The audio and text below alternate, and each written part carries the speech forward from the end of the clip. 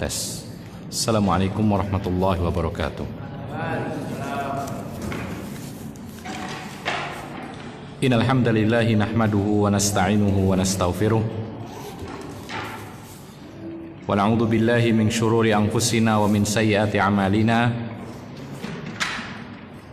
May yahdihillahu fala mudilla lahu wa may yudlil fala hadiya lahu. Asyhadu an la ilaha illallah wahdahu la syarika lah wa asyhadu anna Muhammadan abduhu wa rasuluh. Ya ayyuhalladzina amanu taqullaha haqqa tuqatih wa la tamutunna illa wa antum muslimun.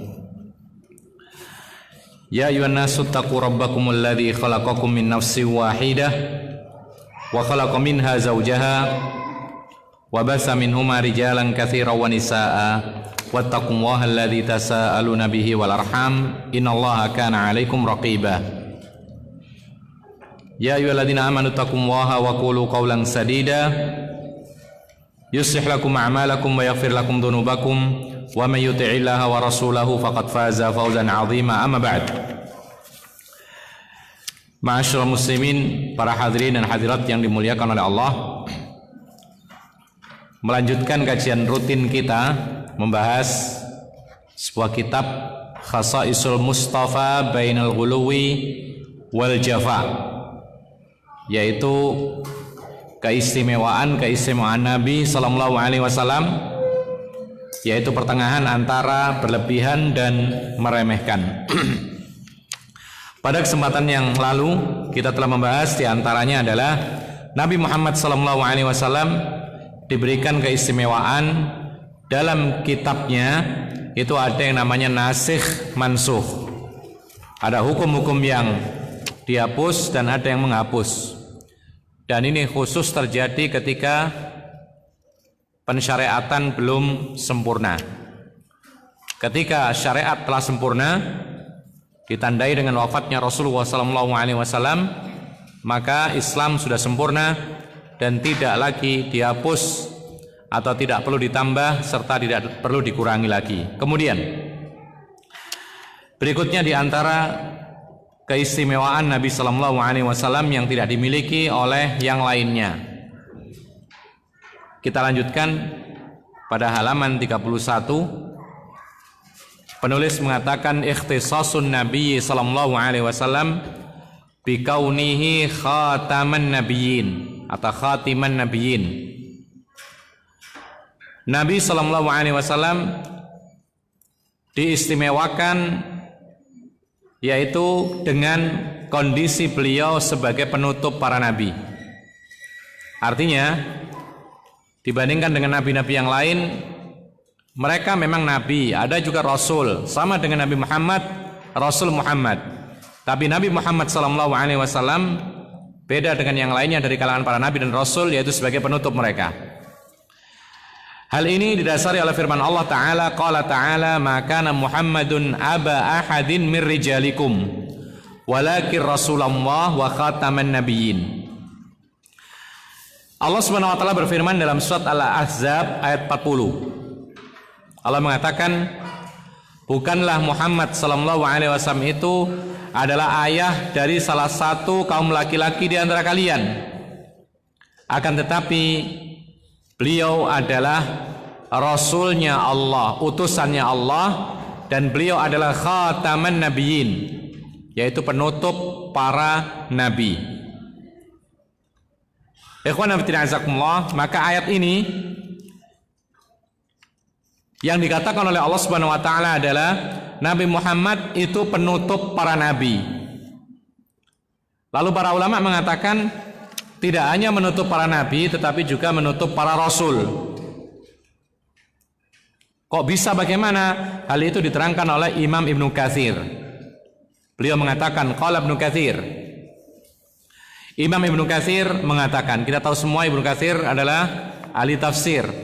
Beliau memiliki kitab tafsir fenomenal yang bernama apa? Tafsir Al-Qur'anil Azim. Dan tafsir ini menjadi rujukan semua para ulama dalam menafsirkan Al-Quran. Beliau mengatakan fahadil ayah nassafi atau nussafi annahu la nabiyya ba'dahu. Ayat ini menjelaskan bahwa tidak ada nabi setelah Muhammad sallallahu alaihi wasallam. Tidak ada nabi setelah Muhammad. Perhatikan kalimat tidak ada nabi. Karena dalam Quran disebutkan penutup para nabi, bukan para rasul. Tapi para ulama mengatakan penutup para rasul dan para nabi semuanya. Wa idza kana la nabiyya ba'dahu fala rasula bi tariqil aula wal ahra. Maka jika tidak ada lagi nabi setelah Muhammad sallallahu alaihi wasallam, maka lebih utama lagi dikatakan tidak ada rasul setelah beliau. Jadi kalau tidak katakan tidak ada nabi setelah Muhammad, maka tidak ada rasul pula setelah Muhammad, dan ini lebih utama dikatakan demikian. Kenapa demikian? Li'anna maqamar risalati akhassu min maqamin nubuwah. Karena kedudukan rasul itu lebih istimewa, lebih khusus dibandingkan dengan kedudukan nabi. Artinya rasul ya itu lebih tinggi kedudukannya dibandingkan hanya sekedar nabi. Kalau nabi banyak, tapi rasul tidak semuanya. Maka fa inna kulla rasulin nabi wala yan'aqisu. Karena sesungguhnya setiap rasul itu nabi, tapi tidak sebaliknya. Jadi setiap rasul pasti nabi, tapi setiap nabi apakah rasul? Jawabnya tidak tentu, belum tentu. Ya, jadi setiap nabi belum tentu rasul, tapi kalau rasul pasti dia nabi. Oleh karena itu para ulama mengatakan rasul itu diangkat sebagai rasul itu mesti didahului, diangkat dahulu sebagai nabi. Nubuwah dahulu baru risalah. Diangkat menjadi nabi dulu baru risalah. Ada orang-orang yang diangkat sebagai nabi belum tentu menjadi rasul. Oleh karena itu menurut mayoritas para ulama, ketika ditanya manakah yang lebih utama, nabi atau rasul, mereka mengatakan rasul lebih utama. Kenapa demikian? Tadi seperti yang dikatakan Ibnu Katsir, kedudukan rasul yaitu lebih utama, lebih istimewa jika dibandingkan dengan kedudukan nabi, sekedar nabi kalau tidak diangkat rasul. Ikhwan fillah azakumullah. Dari ayat yang kita sebutkan tadi, ketika Allah mengatakan maka Muhammadun aba ahadin min rijalikum, Muhammad sallallahu alaihi wasallam itu bukanlah ayah dari seorang pun dari kalangan laki-laki kalian.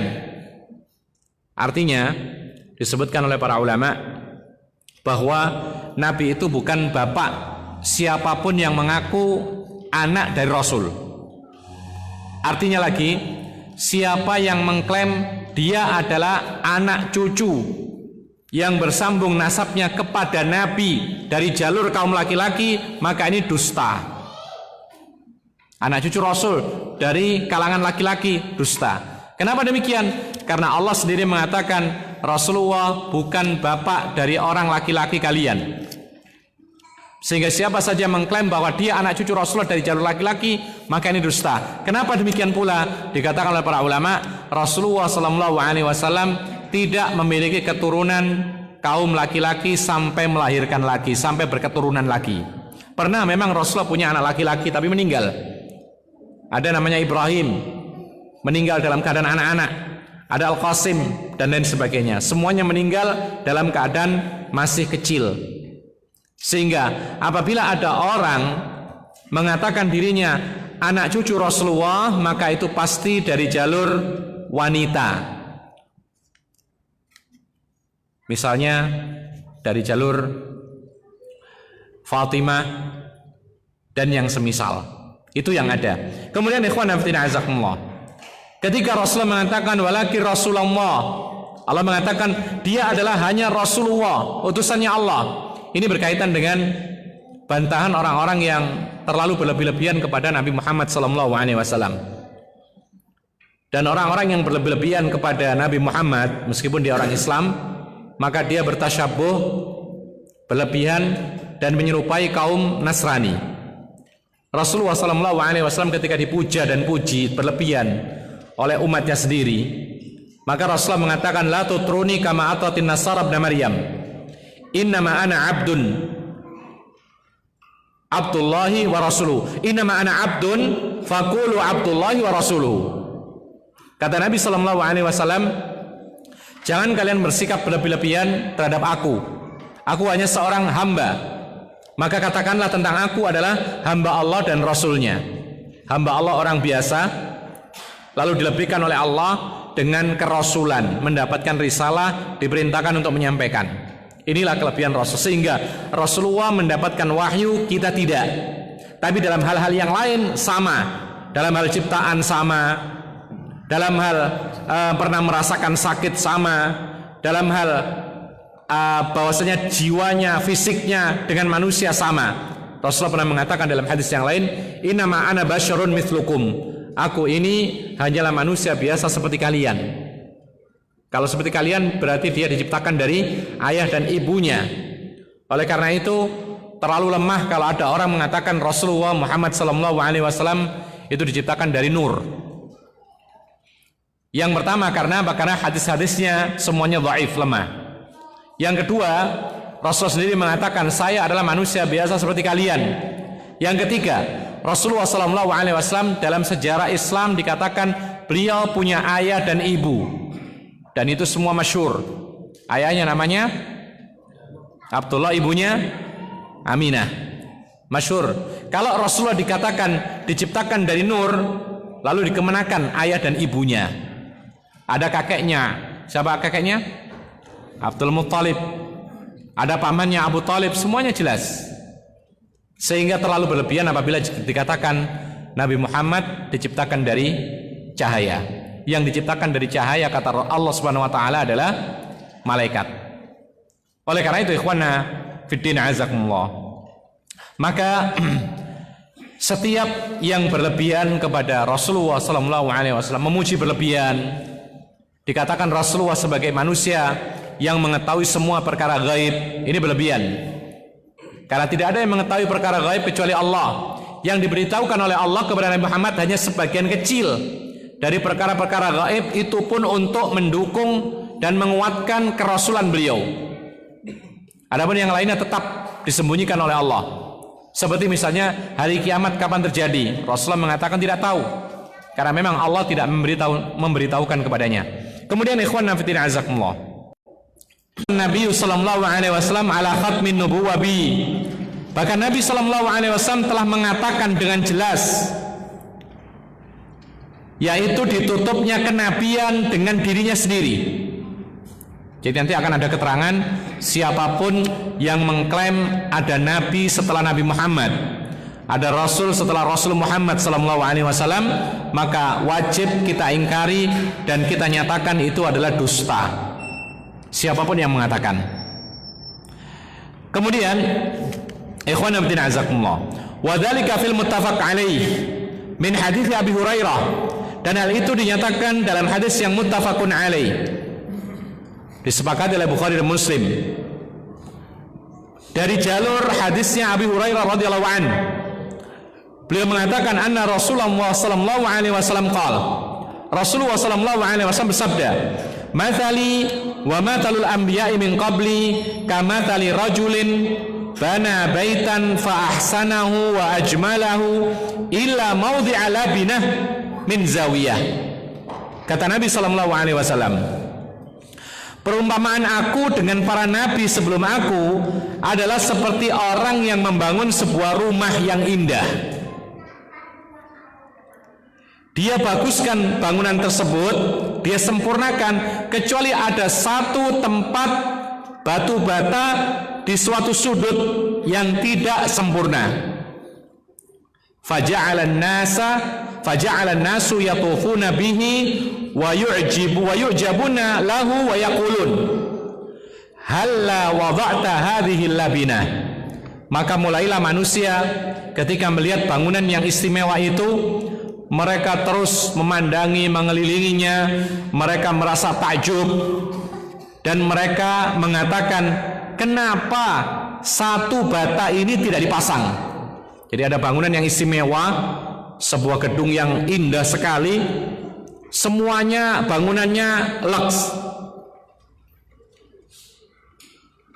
arsiteknya luar biasa, kemudian bahan bangunannya luar biasa, warnanya luar biasa. Yang penting bangunan ini adalah bangunan yang luar biasa. Cuman ada dalam satu sudut bangunan itu ada satu batu bata yang tidak terpasang. Jadi manusia mengelilinginya bagus. Ada satu tempat yang tidak terpasang satu batu bata. Otomatis bangunan ini menjadi cacat meskipun kecil. Maka orang akan mengatakan, kenapa kok tidak dipasang satu bata ini dalam bangunan yang istimewa ini? Maka Rasulullah SAW mengatakan, fa anal labinatu wa ana khatamun nabiyyina wal lafdhu lil Bukhari. Maka akulah batu bata itu dan aku penutup semua para nabi. Jadi diibaratkan bangunan ini semuanya para nabi sebelum Nabi Muhammad.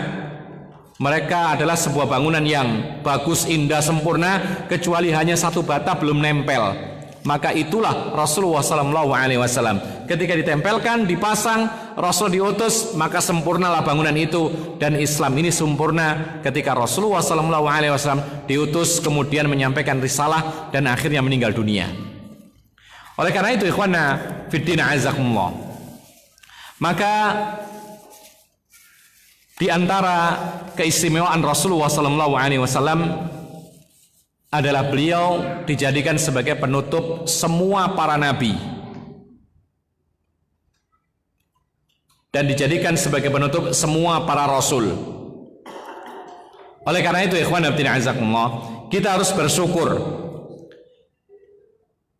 dengan diutusnya Nabi Muhammad SAW, maka Islam menjadi sempurna. Kemudian sempurnanya Islam ini, agama ini, dengan diutusnya Nabi Muhammad lalu ditutup dan tidak ada nabi setelah beliau. Dan itulah akidah umat Islam yang benar. Ini termasuk prinsip.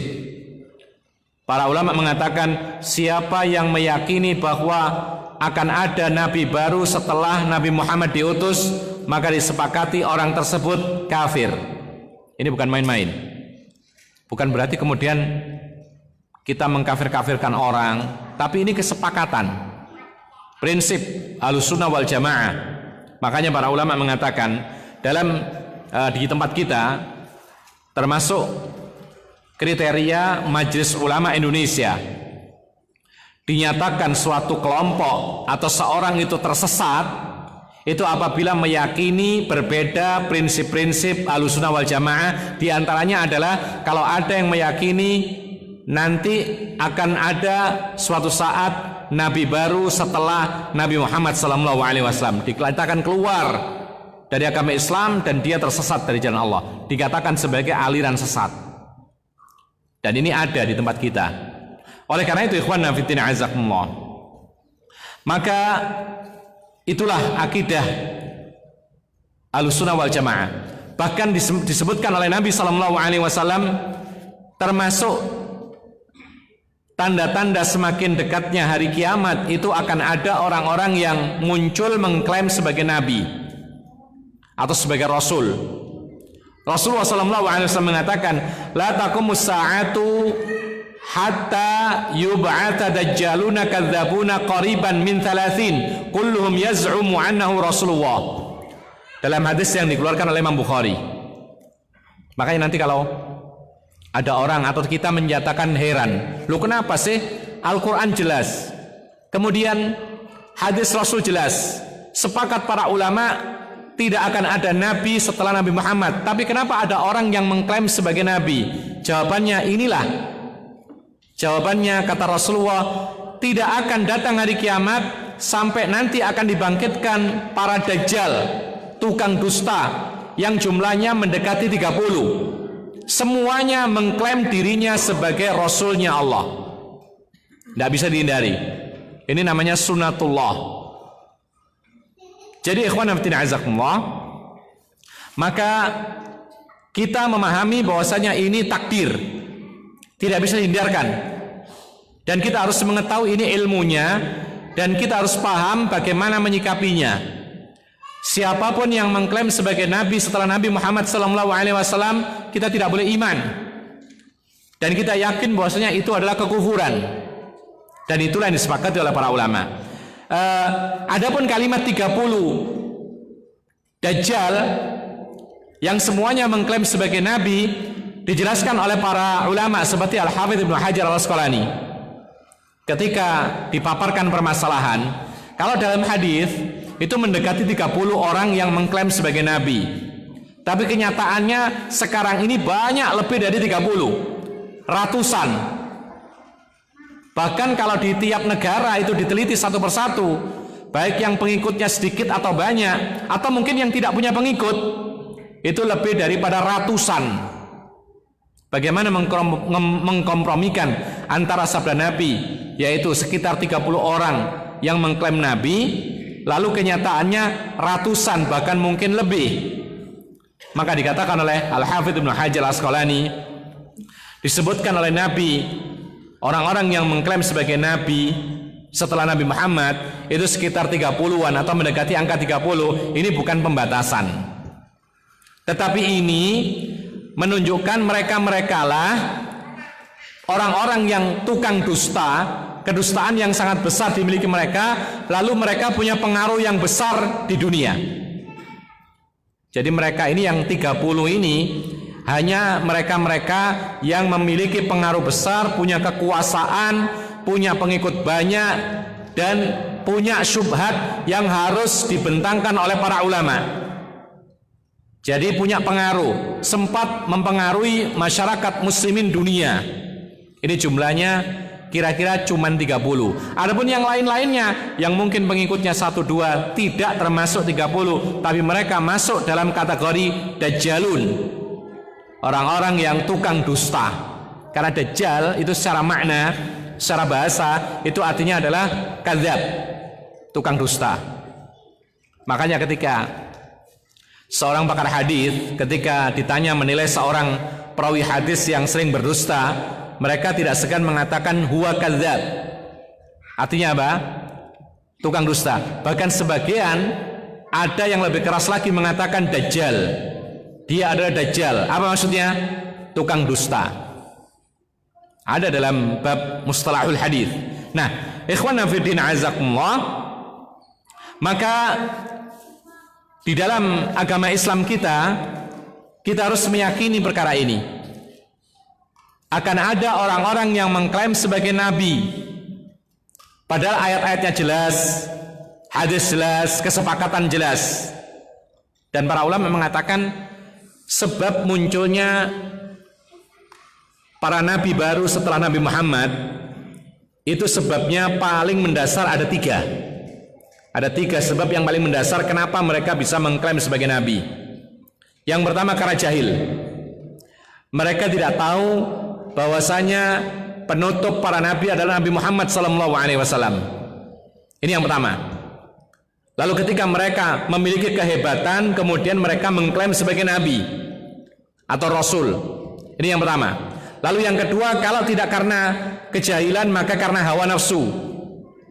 Apa maksudnya? Dia punya kepentingan.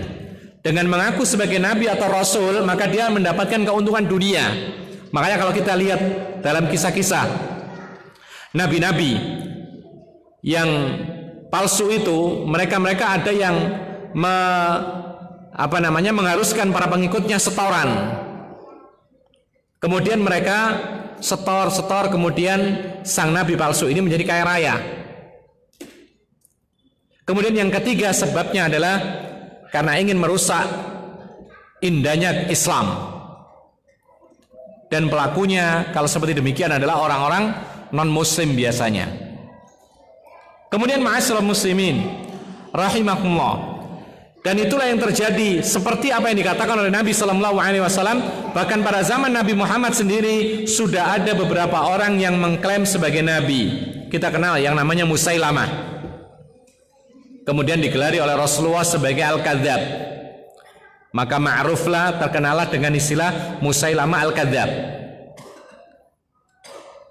Kemudian ketika Rasulullah meninggal dunia, maka Musailamah ini dibunuh pada zaman Abu Bakar dengan Nabi SAW mengklaim sebagai nabi.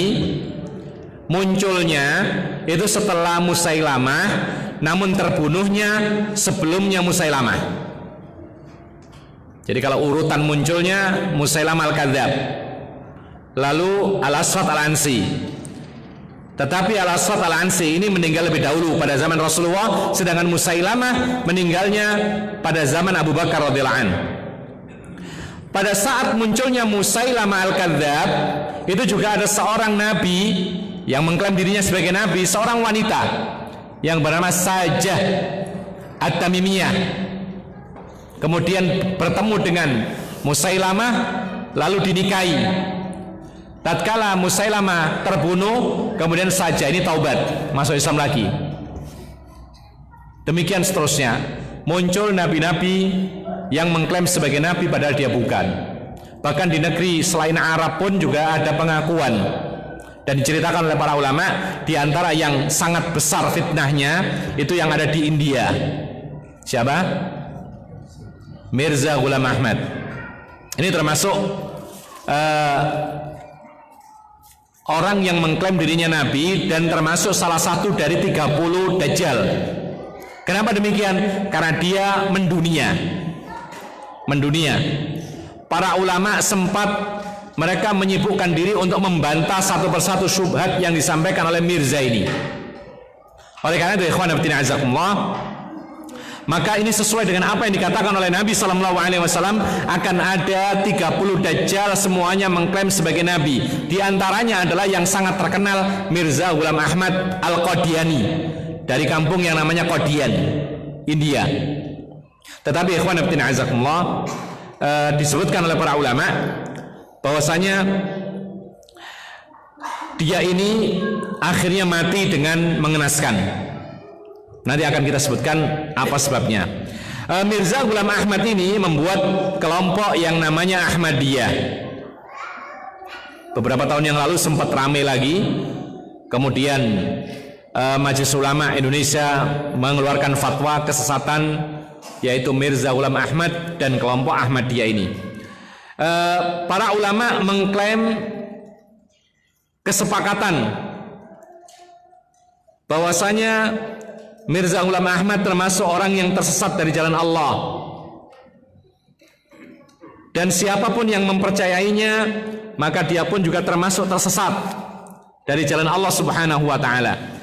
Disebutkan oleh para ulama, Mirza Ghulam Ahmad ini ada hal-hal yang membuat para ulama itu menyatakan tersesatnya. Ada beberapa hal. Di antaranya adalah Mirza Ghulam Ahmad memiliki keyakinan yang diajarkan kepada umatnya, apa itu? Tanasuhul arwah, penjelmaan arwah. Jadi orang yang mati itu datang arwahnya masuk ke raganya orang lain. Ini keyakinan Mirza Ghulam Ahmad, sehingga dia sendiri mengatakan bahwasanya saya ini jelmaan dari nabi yang telah meninggal dunia. Ini termasuk kesesatan. Dan juga para ulama mengatakan semua nabi yang pernah ada dan rasul yang pernah ada tidak pernah menyatakan demikian. Hanya Mirza Ghulam Ahmad saja yang menyatakan demikian. Roh itu bisa menjelma pada tubuh orang lain. Rohnya orang yang mati bisa masuk ke raganya orang yang hidup. Ini yang pertama. Kemudian ikhwan fillah azakumullah, Mirza Ghulam Ahmad sempat mengklaim bahwa dirinya adalah Imam Mahdi. Jadi begitu biasanya urutannya orang yang mengklaim nabi palsu itu berubah-berubah. Ketika terbongkar kesesatannya ganti lagi, ngaku sebagai Isa, ngaku sebagai Mahdi, ngaku sebagai apa begitu nabi yang baru dan semisalnya. Nah, ketika dia mengaku sebagai Imam Al-Mahdi, maka ini termasuk kedustaan dan akhirnya dibongkar oleh para ulama. Nanti akan ada keterangan Imam Mahdi itu ketemu dengan Dajjal, ya kan? Tetapi Mirza Ghulam Ahmad tidak ketemu dengan Dajjal dan tidak pernah berperang dengan Dajjal. Maka ini kedustaan. Berarti dia mengklaim sebagai Mahdi padahal Mahdi belum diturunkan oleh Allah Subhanahu wa ta'ala. Kemudian ikhwan fillah azakumullah, Imam Mahdi dikatakan oleh para ulama, Imam Mahdi ini adalah anak cucu dari Rasulullah, dari putrinya Fatimah. Jadi Imam Mahdi itu adalah keturunannya Al-Hasan ibnu Ali. Imam Mahdi itu adalah keturunan Al-Hasan ibnu Ali dan namanya adalah Muhammad. Lalu dia punya ayah Abdullah, karena Nabi mengatakan Imam Mahdi yang akan datang akhir zaman, yang memimpin dunia dengan keadilan, itu namanya sama dengan namaku, nama bapaknya sama dengan nama bapakku. Berarti Imam Mahdi itu namanya adalah Muhammad ibnu Abdillah. Tapi ternyata di sini siapa namanya? Mirza Ghulam Ahmad atau Ahmad namanya. Binnya siapa? Binnya ini konon dikatakan namanya nama India. Tidak tahu apa namanya. Bukan Abdullah. Ini yang kedua. Kemudian ikhwan fillah azakumullah, ternyata Mirza Ghulam Ahmad ini mati, ya, meninggal dunia. Padahal dia sempat mengklaim bahwasanya dia adalah Nabi Isa. Dia mengatakan, saya adalah Nabi Isa yang diturunkan oleh Allah, karena Allah tidak mematikan Nabi Isa.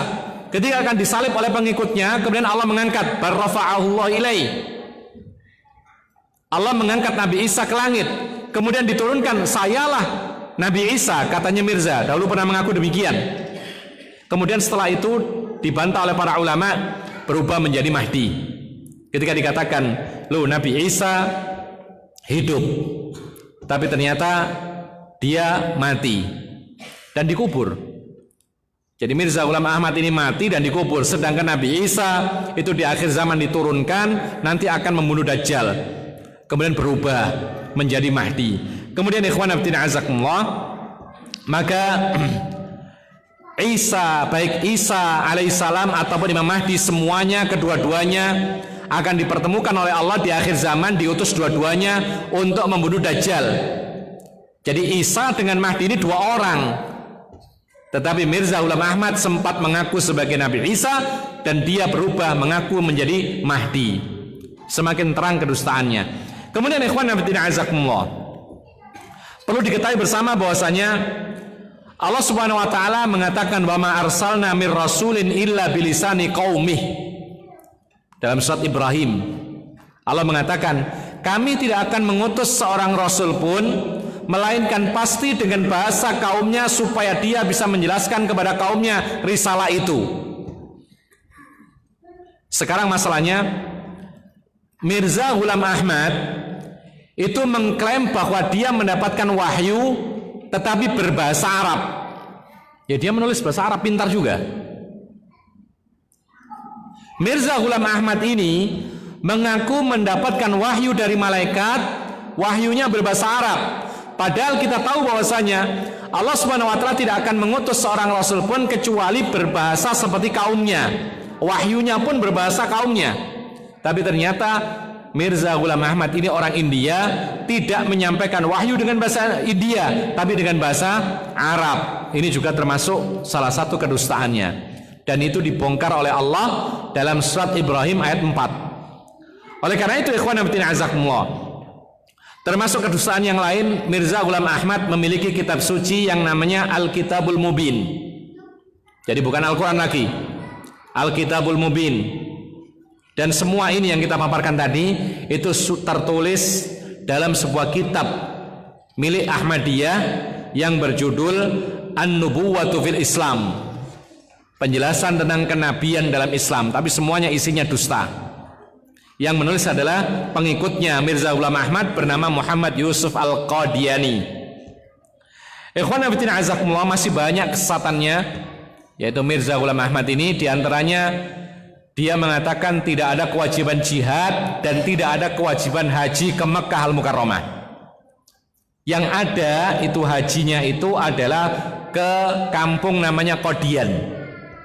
Itu yang dikatakan oleh Mirza Ghulam Ahmad dalam kitab yang berjudul Haqiqatur Ru'ya. Di sana disebutkan bahwasanya haji itu tidak wajib ke Mekah, tapi ke Qadian terutama. Kemudian ikhwan fillah azakumullah, oleh karena itu berbondong-bondong para ulama membahas, kemudian menghukumi tentang aliran Ahmadiyah ini, seperti yang difatwakan oleh Lajnah Daimah. Lajnah Daimah itu telah menfatwakan dengan kesepakatan mereka bahwasanya Taifah kelompok Ahmadiyah ini adalah kelompok yang kufur. Artinya mereka bukan termasuk orang-orang Islam. Lajnah Daimah itu komite fatwa di Saudi Arabia sana, yang terdiri dari para ulama besar anggotanya. Mereka semua menfatwakan dengan sepakat bahwa mereka bukan orang-orang Islam. Kenapa demikian? Karena dari prinsip akidah Ahlussunnah mereka keluar jauh. Satu saja sudah cukup mengeluarkan mereka dari Islam. Apa itu? Keyakinan ada Nabi setelah Nabi Muhammad SAW dan yang lain-lainnya. Kemudian juga Rabithah, fatwa Rabithah Alam Islami di Mekah juga menfatwakan bahwa kelompok Ahmadiyah ini adalah kelompok bukan orang Islam. Kemudian pemerintah Pakistan, karena Pakistan dekat sekali dengan India, dahulu sama satu, kemudian terpisah negara dengan negara sekarang, dan pengaruhnya sampai ke Pakistan, Bangladesh, kemudian Sri Lanka, bahkan keluar sampai ke Indonesia juga. Maka pemerintah Pakistan membahas dengan ulama-ulama mereka atau oleh ulama-ulama mereka menfatwakan sepakat resmi dari pemerintah Pakistan bahwa kelompok Ahmadiyah bukan orang Islam, kelompok tersesat dari jalan Islam.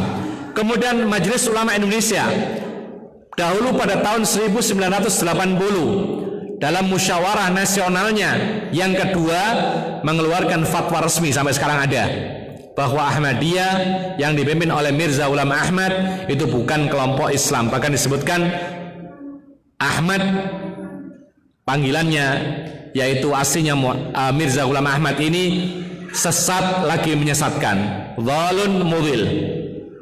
Inilah yaitu Mirza Ghulam Ahmad. Oleh karena itu ikhwan fillah azakumullah, akhir hayatnya Allah Subhanahu wa taala memberikan akhir hayat yang buruk.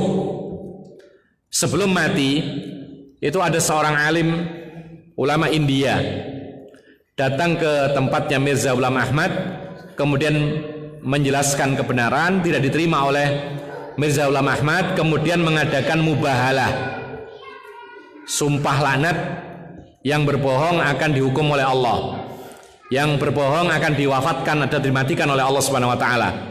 Saling bersumpah dengan membawa keluarga masing-masing. Maka bermubahalahlah seorang ulama yang bernama Syekh Sanaullah Al-Amirithari dengan Mirza Ghulam Ahmad, masing-masing membawa keluarganya. Kemudian setelah mubahalah, maka tidak lama Mirza Ghulam Ahmad meninggal dunia terkena penyakit yang aneh, tidak disebutkan penyakitnya apa, wabah. Dia meninggal dunia bersama banyak pengikutnya. Sedangkan Syekh Sanaullah Al-Amirithari ini setelah mubahalah dipanjangkan umurnya oleh Allah Subhanahu wa taala sampai 40 tahun.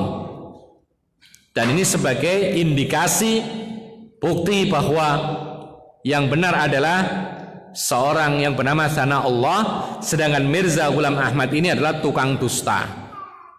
Kemudian ikhwan fillah azakumullah, maka kita bisa menyimpulkan kesesatan atau kekufuran Mirza Ghulam Ahmad atau kelompok Ahmadiyah ini. Yang pertama jelas mengklaim adanya Nabi setelah Nabi Muhammad SAW. Ini satu cukup menjadi sebab, yaitu kesesatan kelompok ini. Dan itu diterangkan dalam banyak kitab-kitab mereka. Jadi Ahmadiyah, makanya kita katakan tadi Ahmadiyah ini adalah termasuk klaim kenabian yang sangat besar, termasuk salah satu dari 30 Dajjal. Kenapa demikian? Mereka ini sempat memfitnah, pengaruhnya luar biasa di dunia, banyak. Bahkan sebagian para ulama mengatakan setiap negara di belahan dunia itu ada pengikutnya. Di Indonesia pun ada. Nah, kenapa demikian? Ternyata mereka pun juga rajin menulis, pengikutnya banyak, mereka juga menulis. Di antara buku-buku mereka yang menjelaskan tentang klaim, yaitu Mirza Ghulam Ahmad sebagai Nabi setelah Nabi Muhammad, adalah sebuah kitab yang ditulis sendiri oleh Mirza Ghulam Ahmad, yaitu kitab Mawahibur Rahman. Mawahib artinya anugerah. Jadi dia punya sebuah kitab namanya Anugerah Tuhan. Allah Subhanahu wa taala maksudnya. Di situ dijelaskan termasuk anugerah Allah memberikan keistimewaan kepada saya sebagai nabi atau rasul. Dijelaskan di situ dalam kitab Mawahibur Rahman halaman 43. Kemudian ikhwan fillah azakumullah, juga di antara kesesatan yang ada pada Ahmadiyah ini, bahwa dalam ajaran Ahmadiyah ini dihapus kewajiban jihad, ya, seperti yang ditulis oleh pengikutnya Qasim Al-Qadiani, membuat sebuah kitab di sana dia menulis bahwa jihad sudah tidak ada, yaitu jihad itu adanya apa? Adanya ya dakwah Mirza Ghulam Ahmad atau dakwah Ahmadiyah ini. Itu yang dikatakan oleh pengikutnya dalam kitab Tablighur Risalah, yaitu menyampaikan risalah kerasulan. Maksudnya di sini adalah kerasulan Mirza Ghulam Ahmad dalam juz 4 halaman 49. Kemudian yang ketiga, termasuk salah satu sebab kekufuran atau kesesatan Ahmadiyah ini adalah di dalam kitab Haqiqatur Ru'ya halaman 46. Di situ tertuliskan haji bukan lagi ke Mekah tetapi ke Qadian. Jadi tidak perlu lagi haji ke Mekah. Kalau ini yang ada, maka dikemanakan firman Allah Subhanahu wa taala, walillahi 'alan nasi hajjul bait man istata'a ilaihi sabila. Allah Subhanahu wa taala menjelaskan, hanya untuk Allah kewajiban haji manusia ke Baitullah Makkah bagi orang-orang yang mampu mengadakan perjalanan ke sana. Dikemanakan ayat ini? Jelas ini diingkari oleh mereka. Kemudian yang berikutnya, mereka meyakini atau ajaran Mirza Ghulam Ahmad itu adalah jelmaan-jelmaan roh, berpindah-pindah roh. Bahkan orang mati rohnya bisa berpindah. Makanya dia mengklaim saya ini jelmaannya Nabi Isa, jelmaannya Mahdi dan lain sebagainya. Dan itu tertulis dalam sebuah kitab Safinatun Nuh. Apa artinya Safinah? Kapal Nuh, Nabi Nuh. Ternyata maksud daripada kitab ini, ya, dia itu mengklaim dalam kitab ini bahwasanya mereka kelompok Ahmadiyah ini bagaikan kelompoknya Nabi Nuh yang diselamatkan oleh Allah dalam kapalnya yang dibuat oleh Nabi Nuh. Diungkapkan seperti ini. Tapi isinya adalah mengklaim Mirza Ghulam Ahmad sebagai nabi. Kemudian diantaranya adalah ada penjelasan dalam sebuah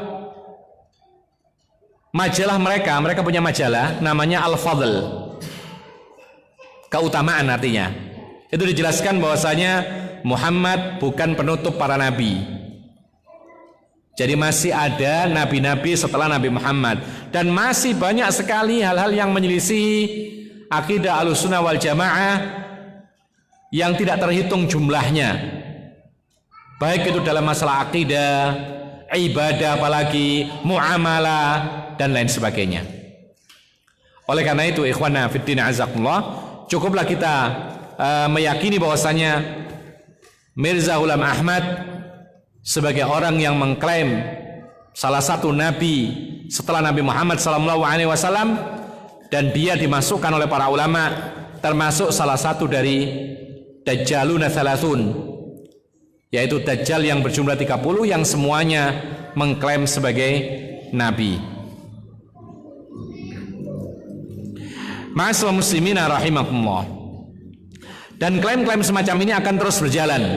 Bahkan sebagian para ulama mengatakan para pengklaim nabi setelah Nabi Muhammad yang besar, yang memiliki pengaruh di dunia, itu belum sampai 30.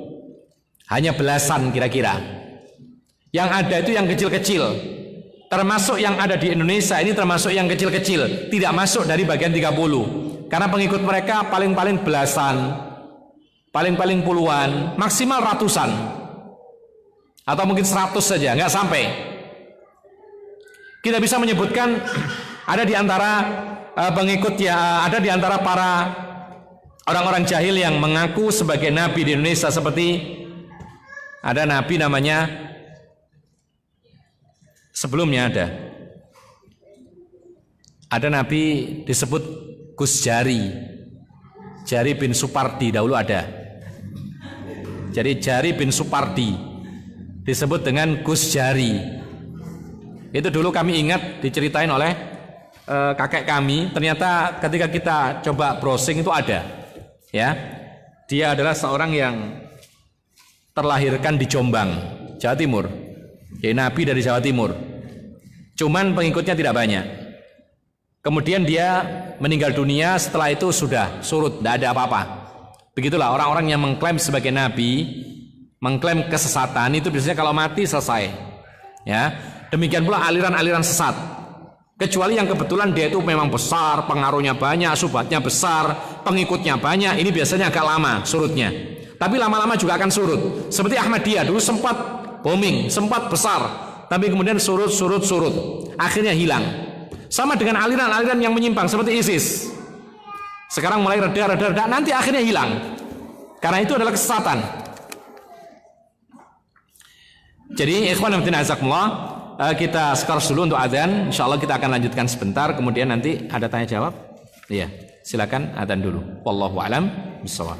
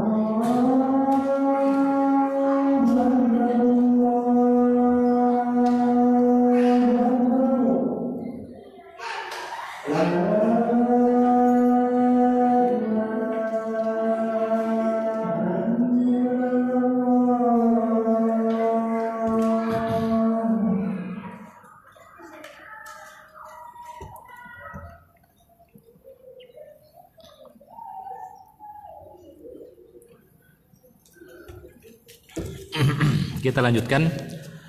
Termasuk di negeri kita Indonesia ini ada bermunculan orang-orang yang mengklaim sebagai nabi. Bahkan ada di antara mereka yang perempuan. Namun yang ada di Indonesia yang mengklaim sebagai nabi itu pengikutnya tidak banyak dan tidak dimasukkan oleh para ulama sebagai dajjal yang berjumlah 30 yang mengaku sebagai nabi. Karena pengaruhnya tidak mendunia, syubhatnya tidak terlalu sulit untuk dibantah. Kemudian segera terbongkar kedustaan mereka karena mereka lemah. Bahkan syubhat-syubhat yang dilontarkan terlalu mudah untuk dibantah.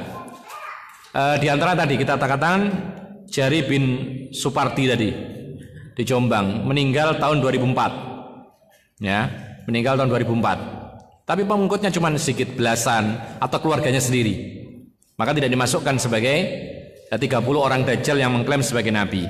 Kemudian setelah itu ada yang namanya yang perempuan lagi, yaitu Lia Aminuddin, yang dikenal dengan sebutan Lia Eden. Itu juga demikian rancu. Awalnya ngaku sebagai jelmaannya Isa, kemudian ngaku sebagai jelmaannya Mahdi, kemudian akhir-akhirnya mengaku sebagai nabi yang tersendiri. Kemudian sempat dihakimi, ya, kemudian akhirnya dijatuhkan hukuman, sekarang masih ada, dijatuhkan hukuman beberapa tahun oleh pemerintah Indonesia pada tahun 2007. Tapi dia masih mengaku sebagai Rasul. Bahkan dia sempat meminta kepada presiden untuk apa? Untuk menerima wahyu di Monas. Ya, tapi tidak diterima. Akhirnya tidak terjadi. Nah, ikhwan fillah azakumullah, lalu ada lagi yang namanya Ahmad Musaddiq. Ya, Musaddiq. Ini pun juga termasuk yang mengklaim sebagai nabi dan juga berubah-ubah, kemudian mengaku bertaubat pada tahun 2007. Hampir bersamaan dengan Lia Aminuddin. Tetapi setelah bertaubat, setelah keluar dari hukuman, maka dia membuat kelompok baru namanya Ghafatar. Ini pun juga termasuk salah satu yang mengklaim sebagai nabi setelah Nabi Muhammad SAW. Sebelumnya pada tahun 1965 dahulu ada nabi yang agak aneh, namanya pun juga nama daerah di Bandung sana, namanya Cecep Salihin. Ini juga sempat mengaku sebagai nabi. Ada lagi juga di Jawa Tengah, di Karanganyar. Dahulu ada nabi namanya Nabi Sutarmin. Ada seperti itu. Dan masih banyak lagi yang tidak terhitung. Kalau di Indonesia ini banyak, semua ada.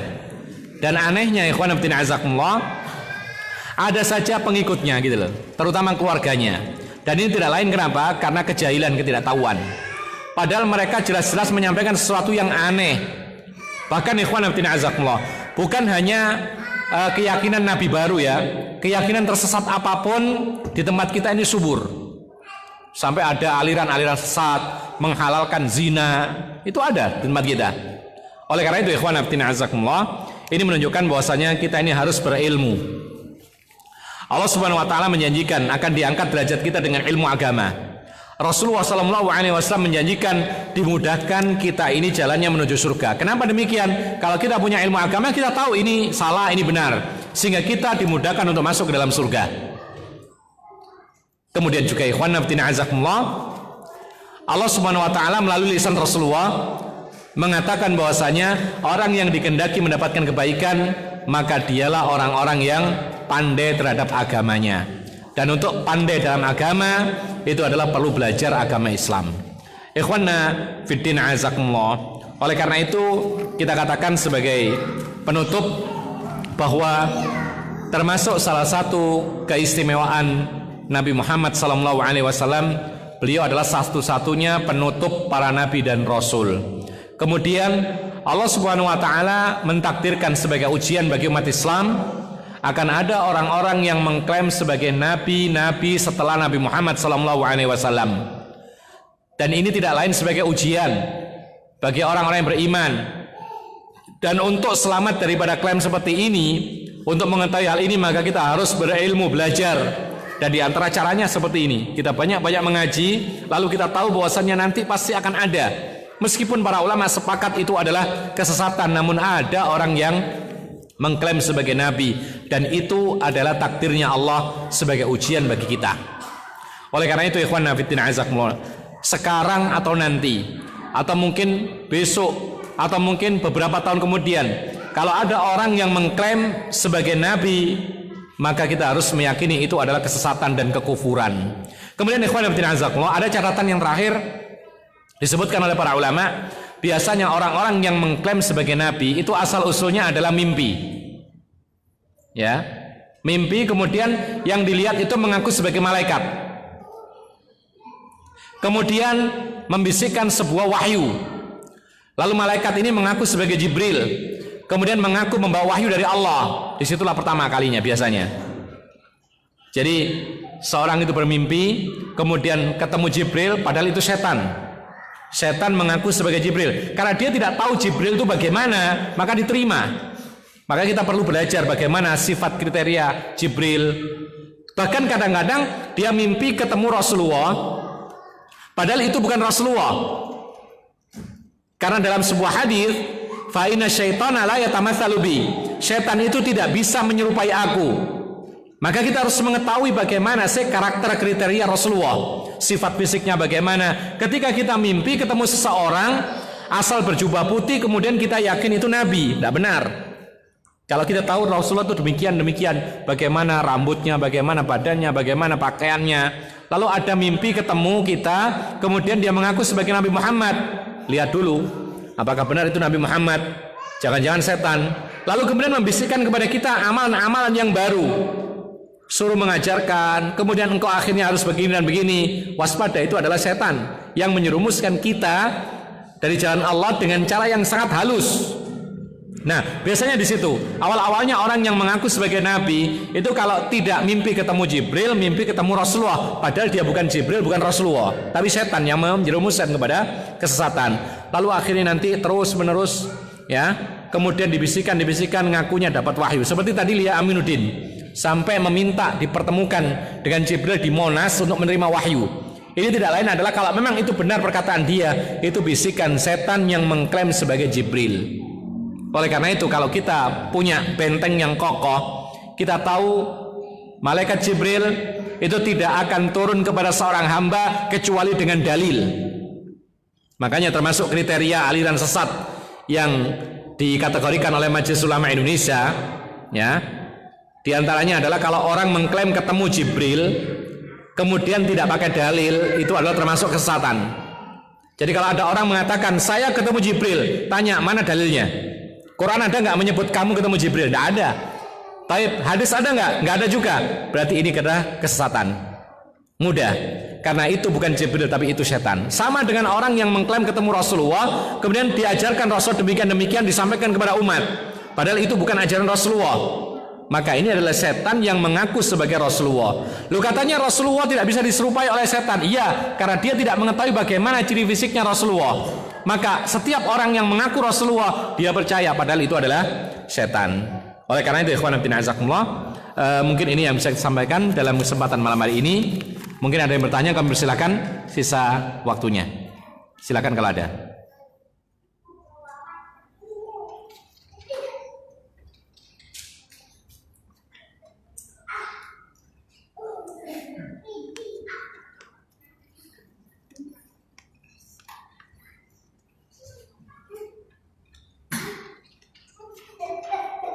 Ada pertanyaan? Di sini ada pertanyaan yang tertulis.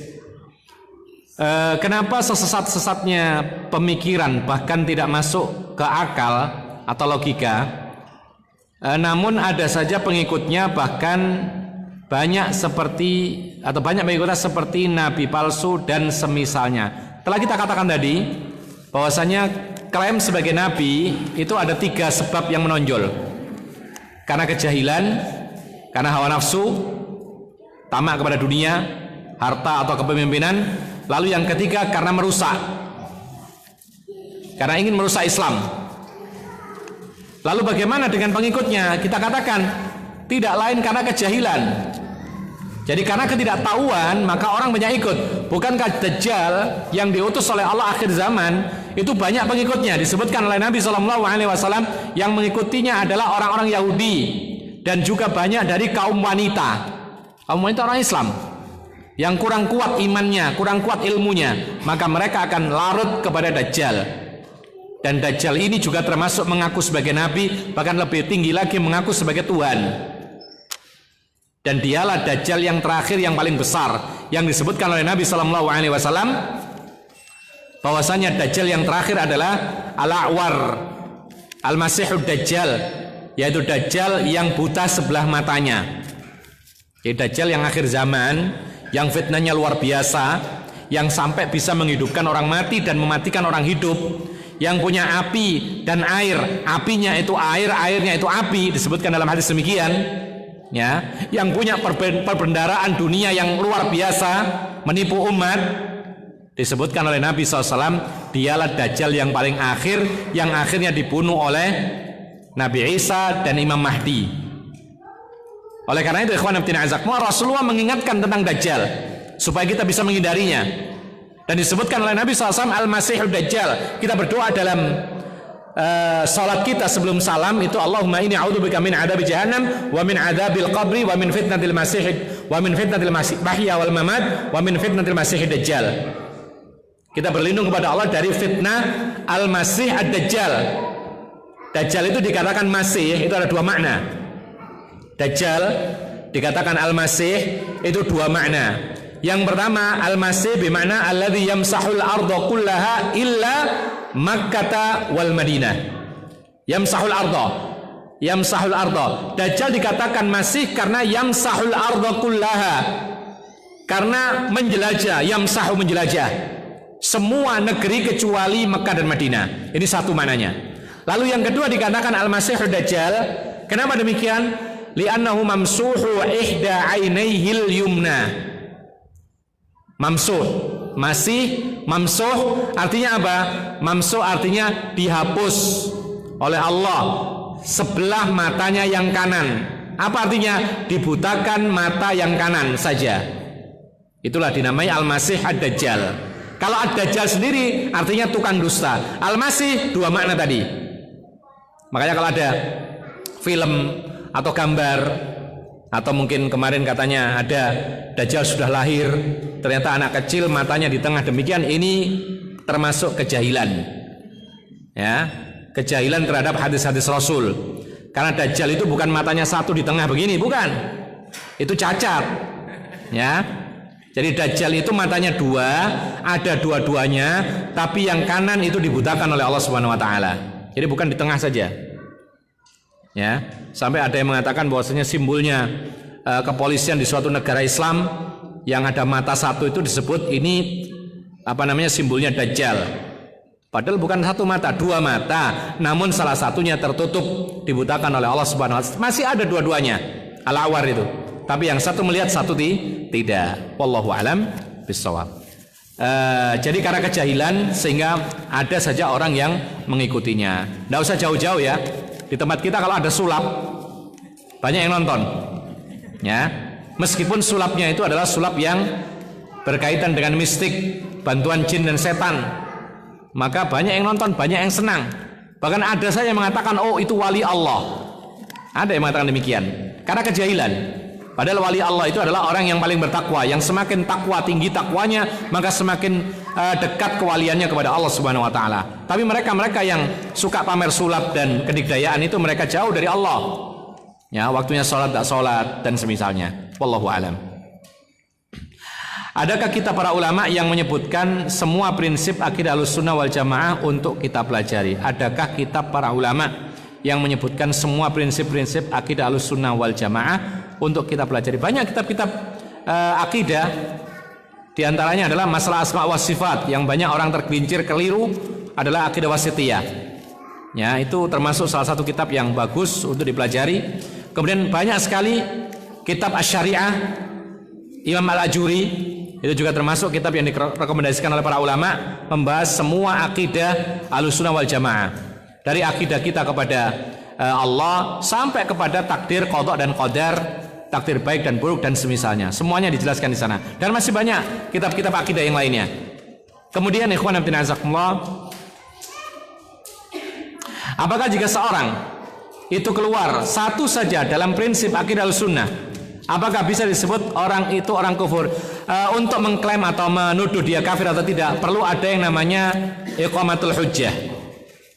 Ya, yang kita katakan tadi adalah akidahnya, kemudian keyakinan mereka, prinsip mereka itu adalah kekufuran. Tapi orang per orangnya, misalnya Fulan bin Fulan, dia mengikuti Mirza Ghulam Ahmad, apakah dia kafir? Belum tentu, kecuali setelah diterangkan iqamatul hujjah, kemudian dia tidak mau mengikuti padahal jelas sudah dalil, dan dia sudah tidak bisa membela diri, tapi terus saja dia dengan hawa nafsunya membela Mirza Ghulam Ahmad, maka dialah yang dikafirkan. Dan itu bukan tugas kita mengkafirkan, tetapi para ulama yang memang betul-betul mumpuni dalam ilmu agama. Wallahu alam bissawab. Mungkin ini yang ketika Nabi turun itu, apakah dia itu sebagai nabi juga? Iya.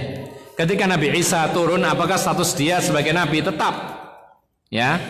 Namun Nabi Isa turun tidak membawa risalah yang dia bawa dahulu.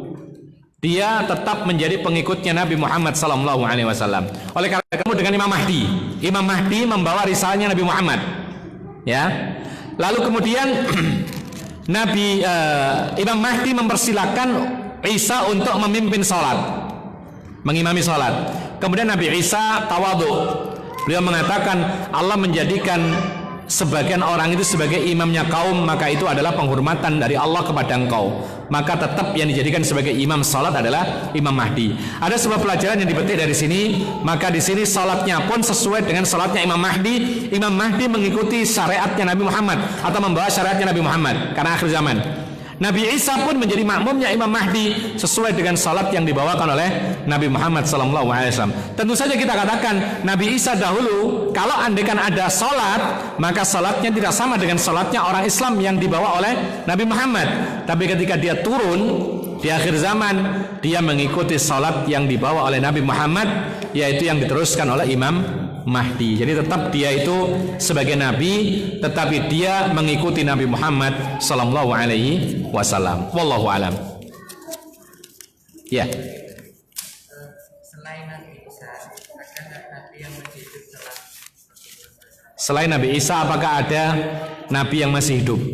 Seperti ada perbedaan pendapat tentang Khidir. Sebagian mengatakan Khidir itu masih hidup, sebagian mengatakan sudah meninggal dunia. Tapi ada sebuah kaidah yang bisa menjawab hal ini. Apa itu? Hukum asal manusia yang hidup bukan pada zaman kita, maka mereka telah meninggal dunia. Ini hukum asal. Jadi ini kaidah kita, hukum asal. Manusia yang pernah hidup bukan di zaman kita, sebelum zaman kita, ya, maka mereka secara umum sudah meninggal dunia. Karena Allah membatasi mereka dengan umur masing-masing. Meskipun panjang umurnya, tapi diwafatkan oleh Allah Subhanahu wa taala. Kecuali kalau ada dalil yang menerangkan dia masih hidup, maka kita yakini masih hidup. Siapa yang masih hidup? Nabi Isa. Ya. Jadi Nabi Isa tidak dibunuh oleh orang-orang pengikutnya, kemudian Allah mengangkat dalam keadaan hidup-hidup. Ditidurkan oleh Allah Subhanahu wa taala di langit. Nanti akhirnya diturunkan oleh Allah Subhanahu wa taala. Maka kalau ada dalilnya kita terima, kalau tidak maka hukum asalnya kita katakan sudah meninggal dunia. Termasuk Khidir atau Nabi Khidir. Terjadi perbedaan pendapat, tapi kalau dengan kaidah ini hukum asal Nabi Khidir kapan hidupnya? Zaman kita atau zamannya Nabi Musa? Nabi Musa wafatnya? Wafat, meskipun hidupnya ribuan tahun. Tapi itu masa sebelum kita, hukum asalnya meninggal dunia dan tidak ada dalil yang menunjukkan bahwa dia masih hidup. Maka ini jawaban yang meyakinkan. Wallahu alam bissawab.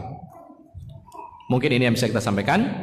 Mudah-mudahan bermanfaat dan mudah-mudahan kita bisa menambah wawasan keislaman kita sehingga kita tidak mudah terombang-ambing oleh kesesatan dan kerancuan yang dibawa oleh orang-orang yang tidak bertanggung jawab, termasuk diantaranya adalah orang-orang yang mengklaim sebagai nabi-nabi setelah Nabi Muhammad SAW.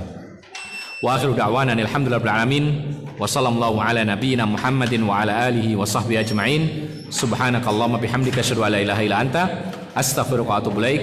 Wassalamualaikum warahmatullahi wabarakatuh.